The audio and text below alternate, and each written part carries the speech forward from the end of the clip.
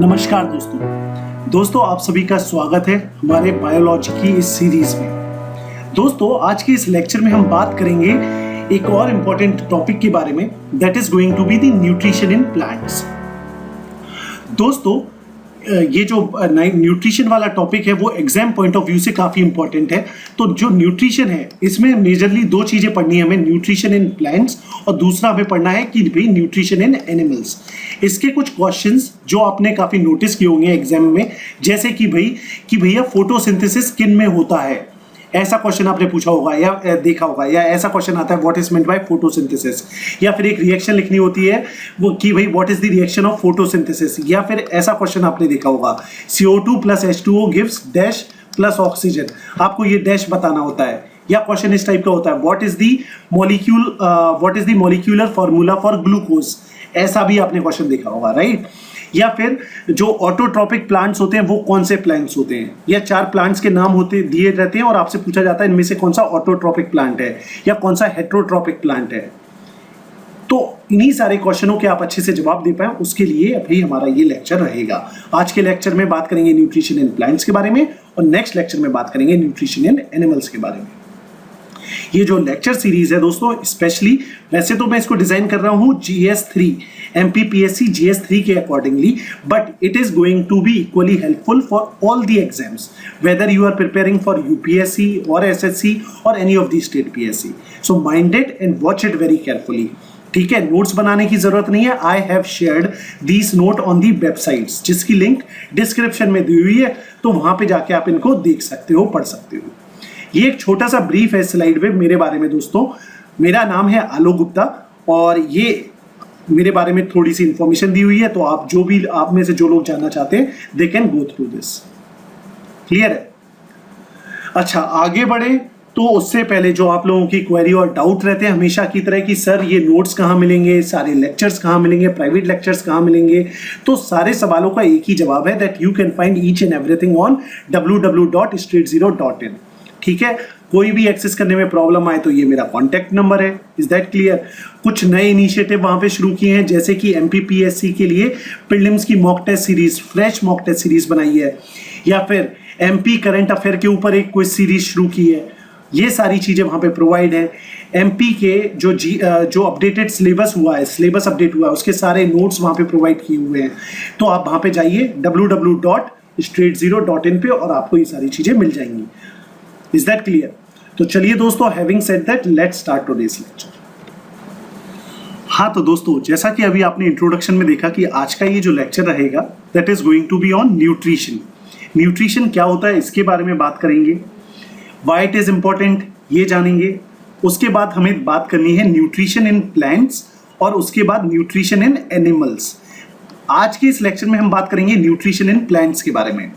ठीक है, तो सबसे पहली बात तो ये समझते हैं भैया न्यूट्रिशन का मतलब क्या होता है, what is meant by nutrition.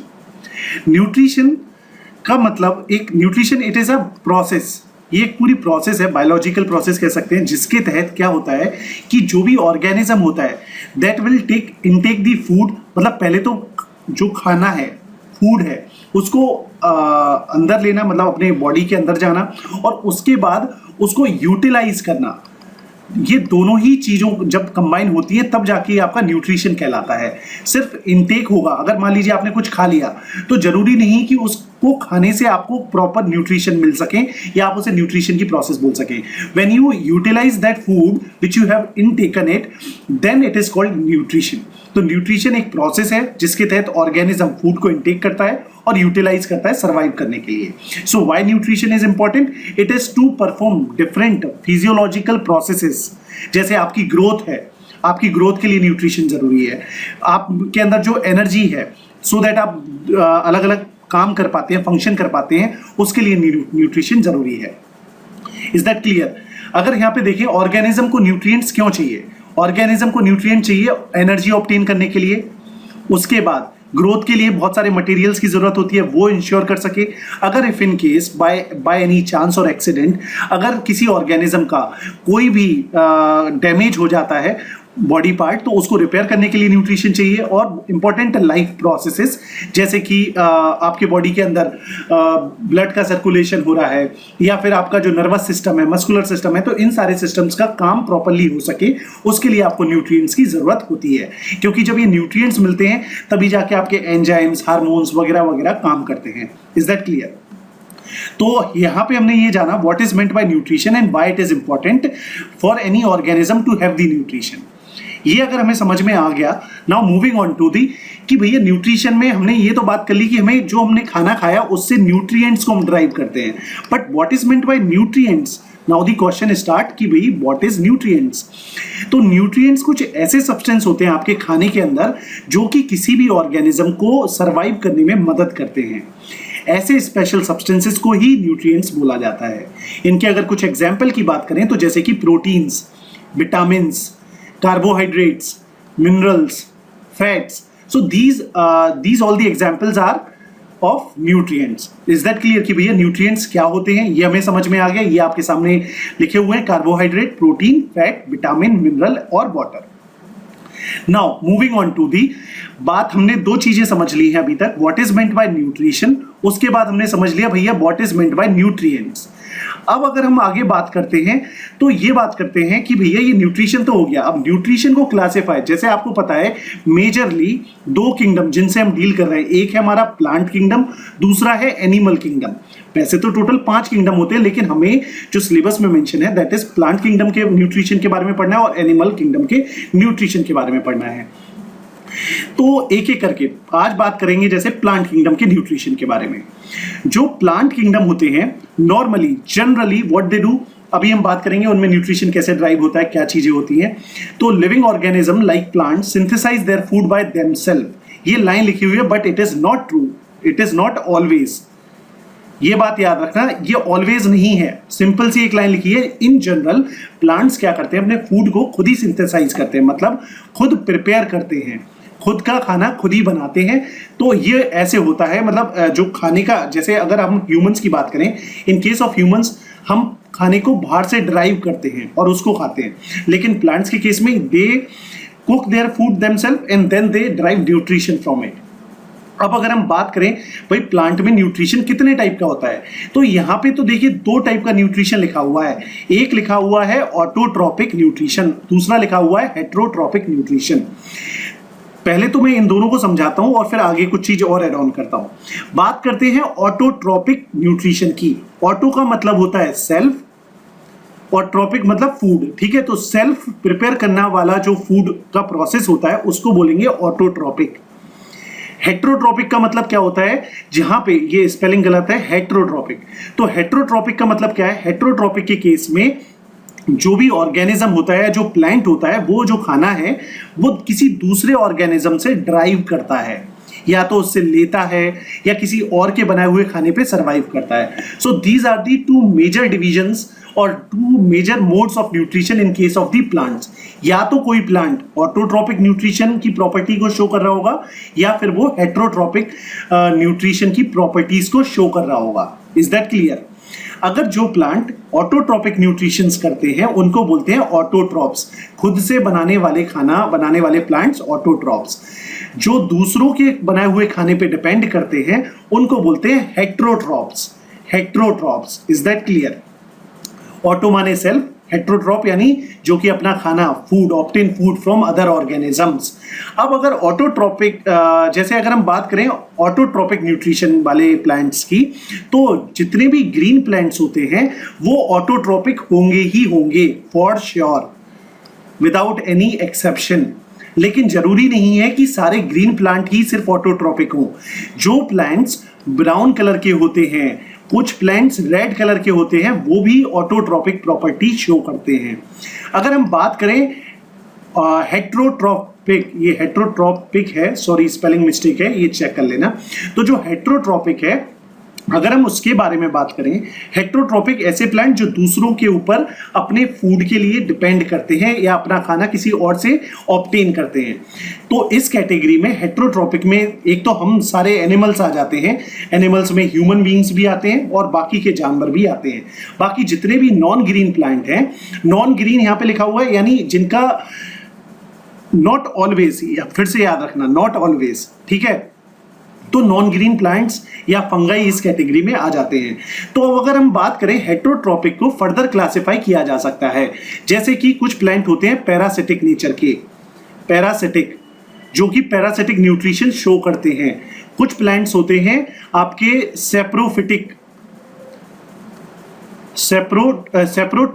Saprotrophic nutrition show करते हैं, ठीक है। तो ये हो गए आपके हेटेरोट्रॉपिक जो न्यूट्रिशन का मोड बता रहा हूं उसके अंदर के क्लासिफिकेशंस। अभी एंड में जब ये लेक्चर एंड हो रहा होगा वहां पे ये आएंगी चीजें, तो वहां डिस्कस कर लेंगे। Now let's move on. अब बात करते हैं, जैसे कि मैंने बताया कि प्लांट्स अपना खाना खुद बनाते हैं, तो भैया कैसे बनाते हैं, क्वेश्चन उठता है कैसे बनाते हैं। तो ये अपना जो खाना है, या कुछ तो इन्हें रॉ मटेरियल्स चाहिए, ठीक है, कुछ रॉ मटेरियल्स चाहिए। जब वो उनको वो रॉ मटेरियल्स मिलते हैं then they can prepare their own food. ये रॉ मटेरियल्स क्या होते हैं, जैसे कि पानी चाहिए, कार्बन डाइऑक्साइड चाहिए, सनलाइट चाहिए, मिनरल्स चाहिए कुछ, और क्लोरोफिल चाहिए, ठीक है। तो ये 5 अगर रॉ मटेरियल्स किसी भी प्लांट के पास अवेलेबल हो जाते हैं then that plant can prepare its own food, ठीक है। So these are the raw material. जिस प्रोसेस के तहत ये लोग ये अपना खाना बनाते हैं उस प्रोसेस का नाम है फोटोसिंथेसिस। फोटोसिंथेसिस क्या है? It is a process by which plant prepare their own food using their raw materials like water, carbon dioxide, sunlight, minerals and chlorophyll. Clear हो गया? तो ये हो गया फूड प्रिपरेशन। यहाँ पे फोटोसिंथेसिस की डेफिनेशन लिखी हुई है।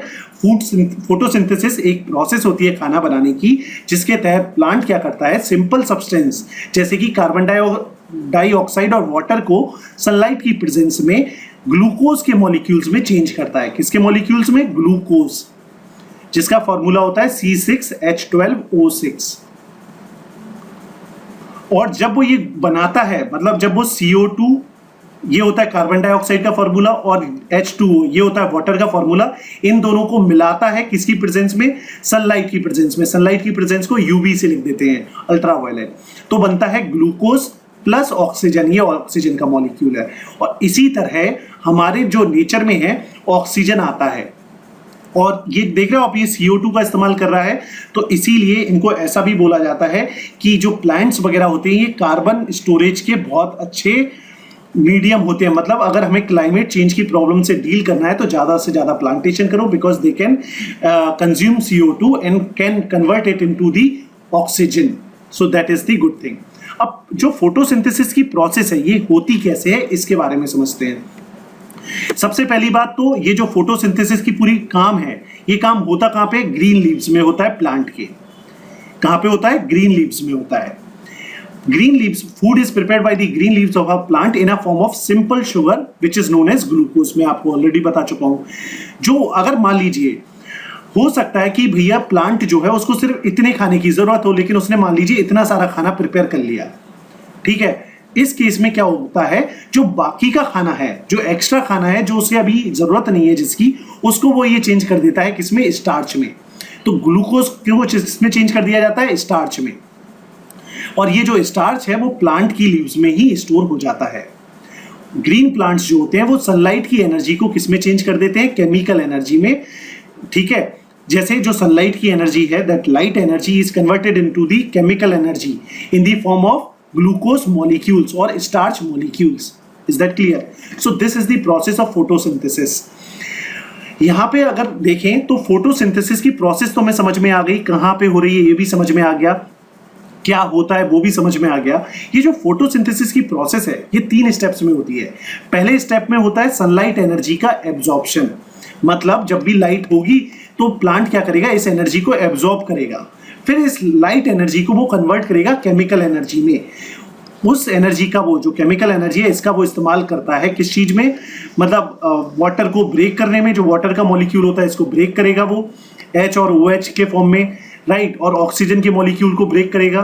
तो ये यानी एक तरीके से इस लाइट एनर्जी जो आई उसने इसका इस्तेमाल किया और इसको केमिकल्स को ब्रेक कर दिया, यानी केमिकल एनर्जी में चेंज कर दिया, ठीक है ना। और उसके बाद क्या होता है, ये जो कार्बन डाइऑक्साइड होता है इसका रिडक्शन करवाया जाता है। रिडक्शन मतलब क्या होता है? रिडक्शन अगर आप केमिस्ट्री में देखें तो अगर किसी भी मॉलिक्यूल में अगर हाइड्रोजन ऐड होता है या ऑक्सीजन रिमूव होता है तो उसको रिडक्शन बोलते हैं। तो कार्बन डाइऑक्साइड का रिडक्शन करवाया जाता है by hydrogen to form the carbohydrate. Fine, समझ में आ गई पूरी बात। तो 3 स्टेप होते हैं, पहले सनलाइट का एब्जॉर्प्शन, फिर सनलाइट का कन्वर्जन और फिर कार्बन डाइऑक्साइड का रिडक्शन। फोटोसिंथेसिस हो सके इसके लिए कुछ कंडीशंस है जो बहुत ज्यादा इंपॉर्टेंट है, which are the prerequisites, which are the preconditions to be fulfilled in order to perform photosynthesis by the plants. वो कंडीशंस क्या हैं? जैसे कि सनलाइट की अवेलेबिलिटी, क्लोरोफिल की अवेलेबिलिटी, कार्बन डाइऑक्साइड की अवेलेबिलिटी और वाटर की अवेलेबिलिटी। ये 4 चीजें होना बहुत ज्यादा जरूरी हो जाता है। रॉ मटेरियल के तौर पे कार्बन डाइऑक्साइड और water are the raw material. ठीक है, अब हम बात करते हैं फूड फैक्ट्रीज की। फूड फैक्ट्री यानी वो वाली फैक्ट्री जहां पे खाना बनना हो। तो नॉर्मली जैसा भी आपको बताया, फोटोसिंथेसिस कहां पे होता है? लीव्स में होता है। तो leaves are known as food factories of the plant.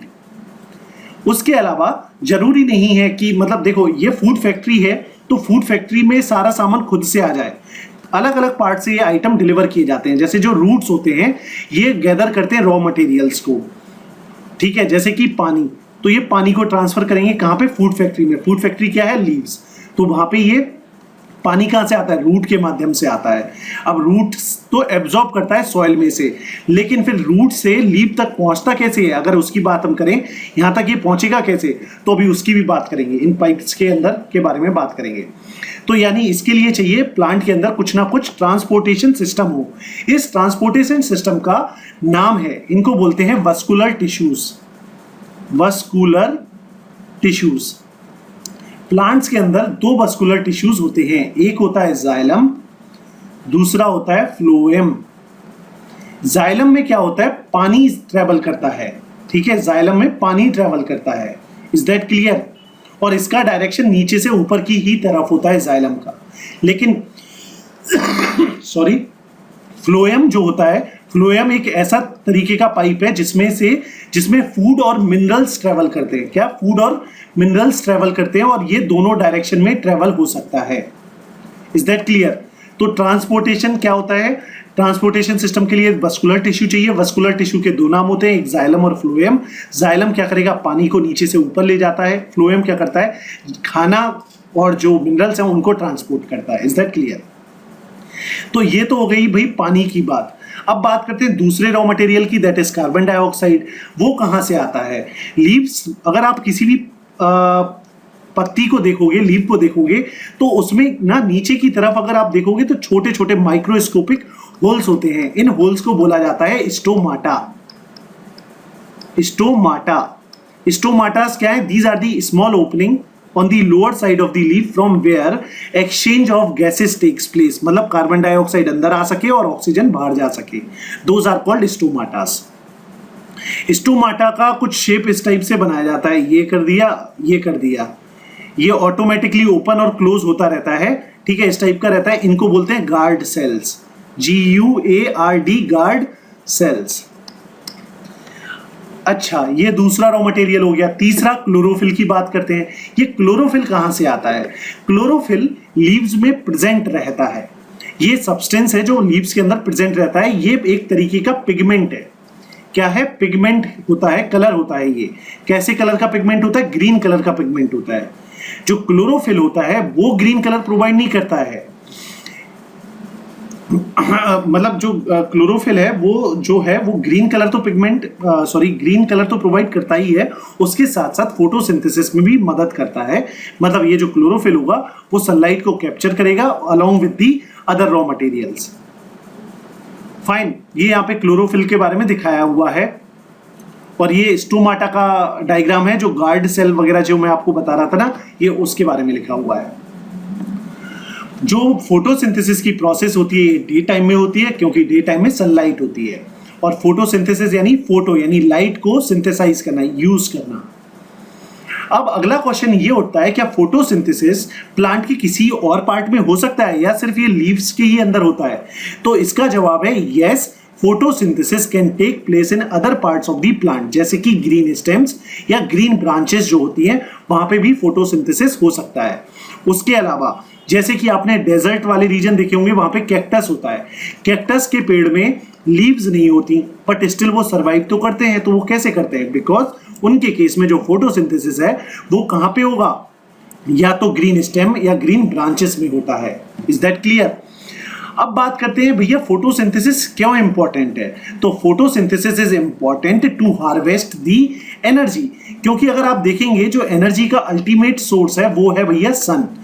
सन की एनर्जी को यूटिलाइज कोई करेगा तभी तो जाके अर्थ पे फूड की अवेलेबिलिटी होगी। तो ये ताकत दी गई है प्लांट्स को कि प्लांट्स जो हैं वो लाइट एनर्जी को सिंथेसाइज करके फूड प्रिपेयर कर सकते हैं, और फिर हम इसी फूड के ऊपर जो ह्यूमंस हैं, एनिमल्स हैं, वो डिपेंड करते हैं। That is why life is possible on earth. और दूसरी जरूरी बात यह है कि why photosynthesis important, it is also important to generate oxygen, and as you know oxygen is the भैया लाइफ सेविंग सब्सटेंस, मतलब ऑक्सीजन नहीं होगा तो इंसान जीवित नहीं रह सकता। So that is also another point which makes the photosynthesis important. अब बात करते हैं production of oxygen and carbohydrate, उसकी रिएक्शन यहाँ पे दी हुई है तो वो आप देख लीजिए। CO2 plus H2O light energy और क्लोरोफिल की प्रेजेंस में ये आपका फॉर्मूला बन जाता है। इस फॉर्मूले के ऊपर क्वेश्चन आते हैं तो प्लीज आप इसे पढ़ते रहना। ये वाली जो इक्वेशन है दैट इज कॉल्ड एकदम रॉ इक्वेशन, और ये वाली इक्वेशन जो है वो that is called balanced equation. क्यों? क्योंकि यहाँ पे जितने भी एटम्स हैं उनको बैलेंस किया गया है। जैसे 6 कार्बन तो 6 कार्बन, लेकिन यहाँ पे देखोगे यहाँ पे सिर्फ ये दिखाती है ये रॉ इक्वेशन कि क्या क्या चीजें चाहिए। ठीक है, अब बात करते हैं जो ये क्लोरोफिल होता है, क्लोरोफिल होता है क्लोरोप्लास्ट के अंदर, क्लोरोप्लास्ट के अंदर।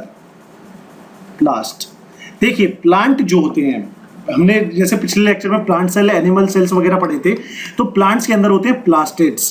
प्लास्टिड्स जो है वो 3 टाइप के होते हैं, जैसे एक होता है क्रोमोप्लास्ट, दूसरा होता है क्लोरोप्लास्ट, है ना। तो ये सारे प्लास्टिड्स के ही फॉर्म हैं। जिनको नहीं पता वो पिछला लेक्चर एक बार देख लीजिए। ठीक है, तो अब अगर ये जो क्लोरोप्लास्ट होते हैं, ये ऐसे सेल के अंदर का एक ऐसा पार्ट होता है जो कि प्लांट सेल में ही पाया जाता है, और इनको बोला जाता है फूड प्रोड्यूसर्स। क्यों बोला जाता है? क्योंकि इन्हीं के अंदर आपका क्लोरोफिल रहता है। ठीक है, क्लोरोप्लास्ट को ही फूड प्रोड्यूसर बोला जाता है। और क्लोरोप्लास्ट होते क्या है? These are the cell organelles which are found only in plant cells. Chloroplast जो है उसके ऊपर 2 मेम्ब्रेन होती हैं, एक इनर और एक आउटर मेम्ब्रेन। इनर मेम्ब्रेन जो है वो स्ट्रोमा और थाइलाकॉइड स्टेक्स को कवर करती है। ये इतनी अगर हम बात करें तो इतना डीप में जाने की जरूरत नहीं है, बस ऊपर से आपको पता होना चाहिए, इसलिए यहाँ पे इंक्लूड किया हुआ है। क्लोरोफिल के जो मॉलिक्यूल्स होते हैं वो इन थाइलाकॉइड के जो स्टेक्स होते हैं, मतलब जो एक लाइन बनी हुई होती है, उसी में प्रेजेंट रहते हैं। क्लोरोप्लास्ट सनलाइट को कन्वर्ट कर देता है सुगर्स में, शुगर मॉलिक्यूल जैसे कि ग्लूकोज। जैसे मैंने आपको यहाँ पे, चलो एक क्वेश्चन बना लेते हैं इंटरेस्टिंग बनाने के लिए। जैसे ग्लूकोज का फॉर्मूला बताया C6H12O6 होता है, उसी तरीके से आप मुझे बताइए एसिटिक एसिड का फॉर्मूला क्या होता है, और उसी तरीके से आप बताइए जो लैक्टोज होता है उसका फॉर्मूला क्या होता है। ठीक है, उसके बाद chloroplast allow the conduction of the process of photosynthesis. Chlorophyll that can absorb the sunlight is present inside the chloroplast, already told you. जैसे ही सन की लाइट हिट करती है क्लोरोप्लास्ट को और क्लोरोफिल को, लाइट एनर्जी केमिकल एनर्जी में convert हो जाती है, और कुछ इस टाइप के कंपाउंड बनते हैं, ATP और NADPH। ATP का फुल फॉर्म क्या होता है? चलिए एक मैं बताता हूं, एक आप बताना। Adeno triphosphate, it is the currency of energy. Adeno triphosphate is the currency of energy, ATP। आप एक तो मुझे ADP का फुल फॉर्म बताना, ADP का फुल फॉर्म क्या होता है, और NADPH का फुल फॉर्म क्या होता है, कमेंट सेक्शन में। Now then these energy molecules move into the stroma where carbon dioxide is attached to them. As a result of the molecule reaction, oxygen and glucose are created. तो पहले light आई, light से बनी chemical energy किस form में? ATP और NADPH के form में। और उसके बाद क्या हुआ? ये जो मॉलिक्यूल्स हैं ये स्ट्रोमा में जाते हैं। ये बने कहाँ पे थे? थाइलाकॉइड में। थाइलाकॉइड से ये ट्रेवल हुए स्ट्रोमा में, और स्ट्रोमा में CO2 जाके अटैच हो गया और जाके ऑक्सीजन और ग्लूकोज क्रिएट हो गया। ये यहाँ पे आप इस पिक्चर से समझ सकते हो। ये क्लोरोप्लास्ट का स्ट्रक्चर है, 2 मेम्ब्रेन होती हैं, ये आउटर मेम्ब्रेन, इनर मेम्ब्रेन। ये हो गया आपका थाइलाकॉइड के स्टेक्स, और ये जो खाली वाली जगह है इसको बोलते हैं हम लोग स्ट्रोमा। उसके अलावा ये जो कनेक्टिंग जो होता है इसको बोलते हैं लमेला। और ये जो थाइलाकॉइड की एक यूनिट है, एक यूनिट को थाइलाकॉइड बोलते हैं और इस पूरी स्टैक को बोलते हैं ग्रेनम। क्लियर है, ग्रेनम। तो प्लीज इन पार्ट्स के बारे में याद रखना, क्वेश्चन आ सकता है। अब बात पूछते हैं, क्वेश्चन ये उठता है क्या जो पत्तियां ग्रीन नहीं है क्या वो भी फोटोसिंथेसिस कर सकती हैं? तो आंसर है बिल्कुल कर सकती हैं। ठीक है, क्यों? क्योंकि अगर उनका रेड कलर है, ब्राउन कलर है, वॉयलेट कलर है, इसका मतलब उनके अंदर पिगमेंट है। पिगमेंट है तो इसका मतलब वो भी कर सकते हैं फोटोसिंथेसिस। अब क्वेश्चन उठता है कि जो एल्गीज होती है, जो आपने पानी में कई देखी होगी, हम लोग कई बोलते हैं हिंदी में, ग्रीन कलर की जो जमी हुई होती है, क्या वो क्लोरोफिल कर सकती है? यस, वो भी क्लोरोफिल यस, उसके पास भी क्लोरोफिल होता है और वो भी फोटोसिंथेसिस परफॉर्म कर सकता है। इसका अगर फोटो देखना चाहो तो ये रहा, इसको एल्गे बोलते हैं या कई बोलते हैं। How do plant generate protein और फैट? अभी हमने देखा कार्बोहाइड्रेट के मॉलिक्यूल तो बन गए, ग्लूकोज जो है वो कार्बोहाइड्रेट्स होते हैं, ग्लूकोज तो बन गया, but what about the protein and fat? ये कहां से आएंगे प्लांट के पास? तो जो प्लांट होते हैं वो प्रोटीन और फैट को प्रोड्यूस कर पाते हैं, बना पाते हैं with the help of the nitrogen. आपको पता है हमारे एटमॉस्फेयर में 78% नाइट्रोजन है, but it is of no use. उसको डायरेक्टली कोई इस्तेमाल नहीं कर सकता। तो इसको इस्तेमाल करने लायक बनाने के लिए कुछ ऑर्गेनिजम्स होते हैं, जो कि माइक्रो ऑर्गेनिज्म, जो हमारा सबसे पहला वाला चैप्टर लेक्चर था उसमें हमने बात की थी, वो इस नाइट्रोजन को फिक्स करते हैं, नाइट्रोजन को यूजेबल बनाते हैं और इसी प्रोसेस को बोलते हैं नाइट्रोजन फिक्सेशन। नाइट्रोजन फिक्सेशन के 2-3 टाइप होते हैं, जैसे कि पहले होता है क्या कहते हैं पहले जो नाइट्रोजन होता है उसको बनाया जाता है नाइट्राइट की फॉर्म में, और फिर नाइट्राइट से इनको बनाया जाता है नाइट्रेट्स की फॉर्म में। Is that clear? ये बताना चाह रहा था मैं, नाइट्राइट ये हो गया और ये नाइट्रेट हो गया। तो जो नाइट्रोजन फिक्सेशन है उस, और तो ऐसे ऑर्गेनिजम्स होते हैं जो नाइट्रोजन को ऐसे कंपाउंड में चेंज कर देते हैं जो कि प्लांट कंज्यूम कर सके, यूज कर सके। ठीक है, तो ऐसे ऑर्गेनिज्म को बोलते हैं नाइट्रीफाइंग ऑर्गेनिज्म, और दूसरे होते हैं डीनाइट्रीफाइंग। जब कोई प्लांट मर जाता है तो उसके अंदर के जो प्रोटीन या फैट्स होते हैं, न्यूट्रिएंट्स होते हैं, उनको ब्रेक कर देना, उसमें से नाइट्रोजन निकाल देना, उसको डीनाइट्रीफाइंग बोलते हैं। नॉर्मली ये एक तो मैंने बताया एटमॉस्फेयर में नाइट्रोजन है, वहां से काम चल जाता है। दूसरा जो हम फर्टिलाइजर्स का इस्तेमाल करते हैं, आपको पता होगा फर्टिलाइजर्स में नाइट्रोजनस फर्टिलाइजर आते हैं, पोटेशियम के फर्टिलाइजर आते हैं और फास्फोरस के फर्टिलाइजर्स आते हैं, एनपीके, है ना। तो उनसे भी न्यूट्रिएंट्स मिलते हैं प्लांट्स को। इसीलिए बोलते भैया सॉइल की क्वालिटी को इंश्योर करना। जो सॉइल हेल्थ कार्ड स्कीम चलाई है ना सरकार ने, वो इसीलिए चलाई है, गॉट इट, की सॉइल में जो न्यूट्रिएंट्स हैं उनकी अवेलेबिलिटी को चेक कर सकें। अच्छा, अब बात करते हैं ऐसे प्लांट का क्या जिनके पास क्लोरोफिल नहीं है पर वो फिर भी सर्वाइव करते हैं। तो इसका मतलब उन्होंने खाना भी नहीं बनाया और तब भी सर्वाइव कर रहे हैं। How it is possible?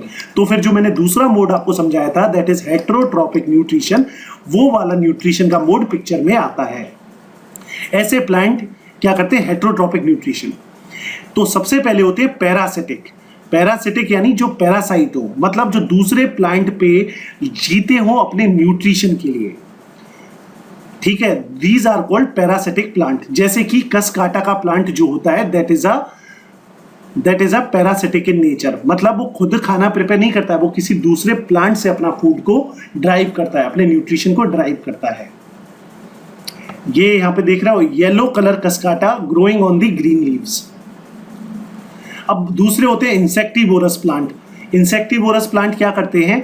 ये कुछ प्लांट ऐसे होते हैं जो कि जिनके ऊपर आपने मूवीज वगैरह भी देखी होगी। ये प्लांट्स में कुछ ऐसा सेक टाइप का ऐसा शेप होता है, और ये वाले प्लांट काफी कलरफुल और काफी सुंदर होते हैं, जिनको देख के जो इंसेक्ट होते हैं वो काफी अट्रैक्ट हो जाते हैं और वो उनकी पत्तियों पे आके बैठते हैं। कोई भी इंसेक्ट यहाँ पे आके बैठेगा और फिर ये अपने आप बंद हो जाता है और ये यहाँ पे इसके अंदर जाके डाइजेस्ट हो जाते हैं। So these are called insectivorous plant. Some plant depend upon insect for the food, इसीलिए इनको इंसेक्टिवोरस बोला जाता है। इन प्लांट का ये जो प्लांट होते हैं वो मॉडिफाइड होते हैं किस शेप में? पिचर के शेप में। पिचर जो मैंने अभी ये डायग्राम बनाया था ना, this is a pitcher shape. इस टाइप का शेप रहता है इनका। टॉप पार्ट जो होता है वो लिड का काम करता है। ये जो ऊपर वाला काम, ये लीव है, ये लिड का काम करेगा, अपर पार्ट। ठीक है, जो ओपन और क्लोज हो सकता है, और pitcher contains hair in the downward direction which trap the insects. ठीक है, और जैसे ही वो इंसेक्ट को कैप्चर करते हैं उसके बाद उसमें कुछ डाइजेस्टिव जूसेस को सीक्रेट होता है और वो इंसेक्ट को डाइजेस्ट कर जाते हैं। इसके अगर एग्जाम्पल की बात करें तो डिशेंडिया का जो पेड़ होता है वो आपके पिचर का काम करता है, या फिर नेपेंथिस मेरे साथ बोल लीजिए तो याद हो जाएगा। नेपेंथिस का जो पेड़ होता है वो इंसेक्टिवोरस का काम करता है। Is that clear? यहाँ पे ये आप देख रहे हो, ये सैक टाइप का है और ये लिड का काम कर रहा है। ये इसकी इस तरीके की पत्ती होती है। अब बात करते हैं सेप्रोट्रॉप्स की। सेप्रोट्रॉप्स ऐसे वाले प्लांट्स होते हैं या ऐसे ऑर्गेनिजम्स होते हैं जो कि किसी मरी हुई चीज, सड़ी हुई चीज से अपना खाना ड्राइव करते हैं। Those are known as saprotrophs. ठीक है, इसी टाइप के न्यूट्रिशन को बोलते हैं सेप्रोट्रॉपिक न्यूट्रिशन। और जो इस टाइप का न्यूट्रिशन शो करते हैं उन ऑर्गेनिज्म या प्लांट्स को बोलते हैं सेप्रोफाइट्स। सेप्रोफाइट्स अपना खाना कैसे और न्यूट्रिशन कैसे ऑब्टेन करते हैं, तो ये एक डाइजेस्टिव जूस को सीक्रेट करते हैं जो भी डेड या डिकेइंग मैटर है। ये जूस क्या करेगा, उस मैटर को एक सॉल्यूशन में कन्वर्ट कर देता है और फिर ये जो सेप्रोफाइट्स होते हैं उसमें से, उस सॉल्यूशन में से न्यूट्रिशन को एब्जॉर्ब कर लेते हैं। जैसे कि फंगाई जो है वो एक सेप्रोफाइट का ही एग्जाम्पल है that can be found on stele food. जैसे आप ये ब्रेड के ऊपर ऐसे ग्रेइश कलर की लेयर देखते हो ना, that is an example of fungus. चौथा टाइप होता है सिम्बायोटिक रिलेशन। चौथा टाइप यानी चौथा मोड ऑफ न्यूट्रिशन, चौथा सब टाइप ऑफ न्यूट्रिशन हेटेरोट्रॉपिक में। इसमें क्या होता है, दो चीजें आपस में इस तरीके से रहती हैं कि वो एक दूसरे को मदद करती हैं। जैसे कि ये वाला प्लांट अगर होगा तो ये इसको खाना प्रोवाइड करेगा, इसके बदले में ये इसको क्या कहते हैं, प्रोटेक्शन प्रोवाइड करेगा। इसका सबसे बेस्ट एग्जांपल है कोरल रीफ्स। तो जिसमें क्या होता है, जो कोरल पॉलिप्स होते हैं उनमें क्या रहता है, जूजेंथले प्लांट होता है। जूजेंथले प्लांट जूजेंथले प्लांट क्या होता है, फूड प्रिपेयर करता है। और कोरल पॉलिप्स क्या होते हैं, उनको एक तरीके से ग्राउंड प्रोवाइड करते हैं, प्रोटेक्शन प्रोवाइड करते हैं। और जो कोरल रीफ्स होती है उसका जो कलर होता है वो जूजेंथले प्लांट की वजह से ही होता है। दूसरा एग्जाम्पल हो गया lichens is also an example of a symbiotic relationship. तो देखिए यहाँ पे क्या लिखा हुआ है, कुछ ऐसे फंगाइज होते हैं जो प्लांट की या ट्रीज की रूट्स में रहते हैं। वहां पे ये फूड ड्राइव करते हैं ट्रीज से और उसके बदले में ट्री को ये प्रोवाइड करते हैं पानी और न्यूट्रिएंट्स। इसी का एक और एग्जाम्पल है राइजोबियम जो कि पल्स प्लांट के रूट्स में रहता है, रूट नोड्यूल्स में रहता है। वो उसको नाइट्रोजन प्रोवाइड करता है और जो प्लांट होता है वो उसको क्या कहते हैं, खाना प्रोवाइड करते हैं। Is that clear? लिचिन क्या होता है, फंगस और एल्गे का कॉम्बिनेशन होता है, दैट इज नोन एज लिचिन्स। अब बात करते हैं, इसीलिए अभी हमने देखा कि भाई जो प्लांट्स हैं वो अपने बहुत सारे न्यूट्रिएंट्स को सॉइल से ड्राइव करते हैं और इसीलिए जरूरी हो जाता है सॉइल को रिप्लेनिश करने की जरूरत होती है। सॉइल को मतलब अच्छा क्वालिटी बनाने की जरूरत होती है और इसीलिए उसमें हम लोग फर्टिलाइजर या मैन्योर्स को डालते हैं। यहाँ पे राइजोबियम के बारे में लिखा हुआ है जो मैं ऑलरेडी समझा चुका हूँ। तो इसी के साथ ये जो प्लांट का पूरा न्यूट्रिशन था वो हमने डिस्कस कर लिया, क्लियर हो गया। अब इसके ऊपर प्रीलिम्स के पॉइंट ऑफ व्यू से जो क्वेश्चन आ सकते थे वो मैंने आपको बताया और मेंस के पॉइंट ऑफ व्यू से भी मैंने आपको सारे जो फैक्ट हैं वो बताए हैं आपको। अब आपको यहां से चलिए एक दो क्वेश्चन और पूछ लेता हूं। आप ये बताइए, एनिमल्स के जो सेल होते हैं उसमें कौन सा ऐसा सेल ऑर्गेनेल है, सेल का ऐसा कौन सा पार्ट है जिसके अंदर फूड प्रिपेयर होता है? क्वेश्चन क्लियर है? जिनको हम लोग किचन भी बोलते हैं, किचन ऑफ सेल। इस क्वेश्चन का भी आप जवाब देना। तो चलिए अब मूव करते हैं नेक्स्ट सेक्शन पे। तो दोस्तों इसी के साथ हमारा ये लेक्चर समाप्त होता है। उम्मीद करता हूँ आपको ये लेक्चर पसंद आया होगा। Thank you very much for watching this lecture so sincerely and till the last. दोस्तों अगर अब आपको दो तीन चीज़ों का ध्यान रखना है। एक तो आप सेम लेक्चर को 2 से 3 बार देख लीजिए, ठीक है, सो दैट हर एक कॉन्सेप्ट आपके दिमाग में बहुत अच्छे से समा जाए। उसके अलावा अगर दोस्तों दूसरी बात जिसका आपको ध्यान रखना है कि जो मैंने क्वेश्चंस पूछे हैं उनके जवाब प्लीज आप कमेंट सेक्शन में दें। और अगर आपको कहीं पे कोई क्वेरी आती है, कोई डाउट होता है, चाहे इस लेक्चर के रिलेशन में या आपकी पूरी एग्जाम प्रिपरेशन के किसी भी एस्पेक्ट के रिलेशन में, तो आप मुझे straight01990@gmail.com पे मेल करके पूछ सकते हैं, फोन करके पूछ सकते हैं, मैसेज करके पूछ सकते हैं या कमेंट करके पूछ सकते हैं। Is that clear? उसके अलावा दोस्तों अगर आपको कोई भी रिसोर्सेज को लोकेट करने में इशू हो रहा है तो जैसा कि मैंने आपको बताया, वेबसाइट है www.straight0.in और ये मेरा रेफरल कोड है जिसका आप इस्तेमाल कर सकते हैं, इससे आपको फायदा होगा। Is that fine? तो चलो on this note let's end this lecture. All the very best for your preparation. मिलेंगे नेक्स्ट लेक्चर में। टिल देन दस विदानिया।